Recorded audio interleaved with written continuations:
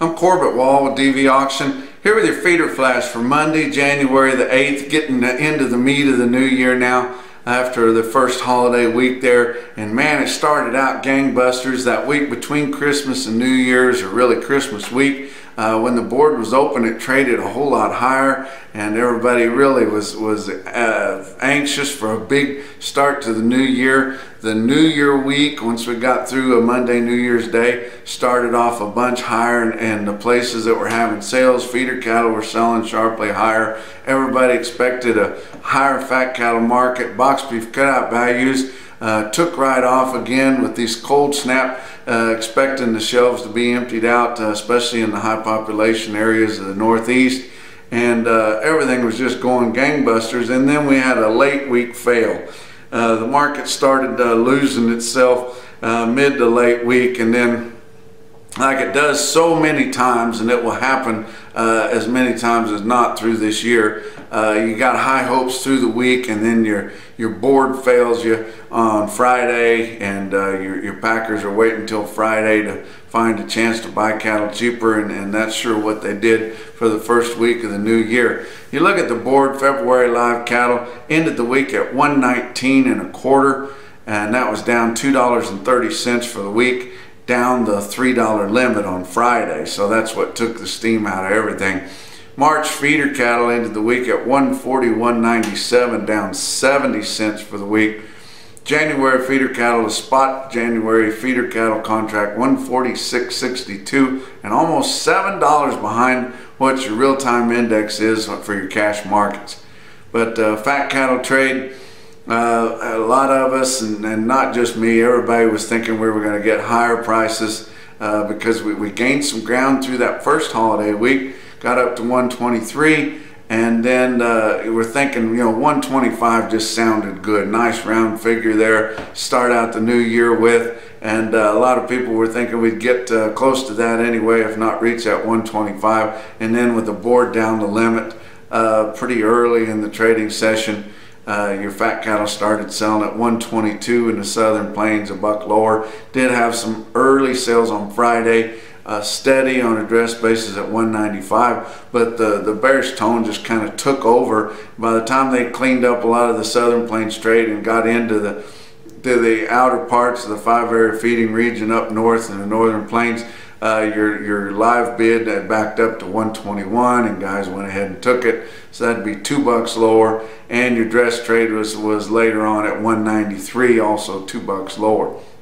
Your slaughter for the holiday week, 541,000 with a big Saturday. These guys got to refill their coffers here because, like I said, with that big nor'easter storm having everybody shut up, they went into the grocery stores and just wiped them out. And so they're expecting big orders there and getting them already.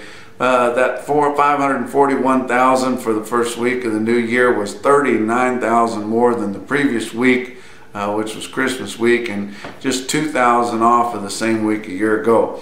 Box beef cutout values were sharply higher, and the packers usually get it coming and going, and packers got to buy cattle cheaper this week and saw huge gains on the cutout values for the first week of the new year. With choice cutouts, the average of the week's trade for last week, $207.99. That was up $5.64. Selects almost $200 at $199.73, up $8.44. And now that choice select spread is just $8.26, and just a little over a month ago it was over $25.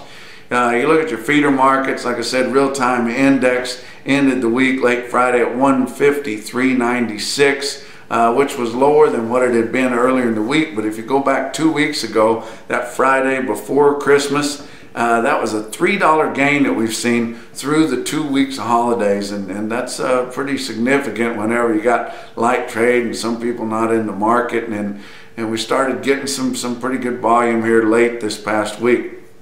In the auction sales, you saw cash feeders $2 to $8 higher than 2 weeks ago, which was good gains there. Did have some pretty impressive movements in places like Salina, Kansas, Joplin Regional Stockyards, Ozarks Regional Stockyards, some big sales up in Iowa, Clarinda, Creston, places like that in Nebraska had some big sales.